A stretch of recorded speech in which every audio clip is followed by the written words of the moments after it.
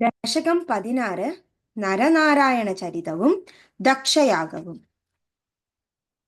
ദക്ഷോ വിരിഞ്ച തനയോദമനോസ്തനൂജാം ലദ്ധ്വാ പ്രസൂതിമിഹ ഷോഡശ ചാപകന്യാഃ ധർമ്മേ ത്രയോദശ ദദൗ പിതൃഷു സ്വധാം ച സ്വാഹാം ഹവിർഭുജി സതീം ഗിരിശേ ത്വദംശേ മൂർത്തിർഹി ധർമ്മഗൃഹിണീ സുഷുവേ ഭവന്തം നാരായണം നരസകം മഹിതാനുഭാവം യജ്ജന്മനി പ്രമുദിതാ കൃതതൂര്യഘോഷാः പുഷ്പോത്കരാൻ പ്രബഭൃശുർനുനുവത്സുരൗഖേ ദൈത്യം സഹസ്രകവചം കവചൈപരീതം സാഹസ്രവത്സര തപസ്സമരാഭിലവ്യൈः പര്യായ നിർമ്മിത തപസ്സമരൗ ഭവന്തൗ ശിഷ്ടൈകകങ്കടമമും നൃഹതാം സലീലം അന്വാചരന്നുപദിശന്നപി മോക്ഷധർമ്മം ത്വം ഭ്രാതൃമാൻ ബദരികാശ്രമമധ്യവാസീः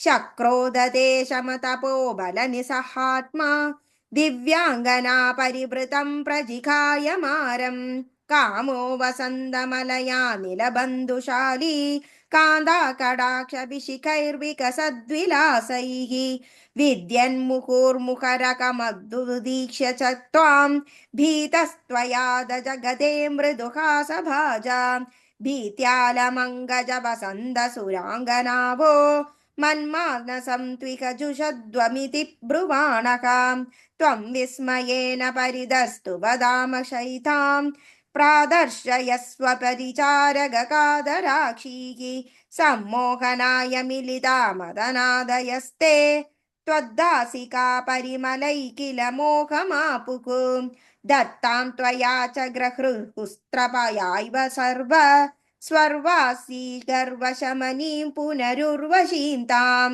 ദൃഷ്ടോർവശീം തവ കഥാം ച നിശമ്യ ശക്രഃ പര്യാകുലോ ജനിഭവന്മഹിമാവമർഷാത് ഏവം പ്രശാന്തരമണീയവതാരതാരാത് ത്വത്തോദിഗോ വരദ കൃഷ്ണതനുസ്ത്വമേവ ദക്ഷസ്തു ധാതുരതിലാലനയാ രജോന്തോ നാത്യാദൃതസ്ത്വയി ച കഷ്ടം അശാന്തിരാസീത് യേന വ്യരുന്ധ സഭവത്തനുമേവ ശർവം യജ്ഞേ ച വൈരപിശുനേ സ്വസുതാം വ്യമാനീത് ക്രുദ്ധേശമർദിതമഖഃ സതു കൃത്തശീർഷഃ ദേവപ്രസാദിതഹരാദലബ്ധജീവഃ ത്വത്പൂരിതക്രതുവര പുനരാപശാന്തിം സത്വം പ്രശാന്തികര പാഹി മരുത്പുരേശ.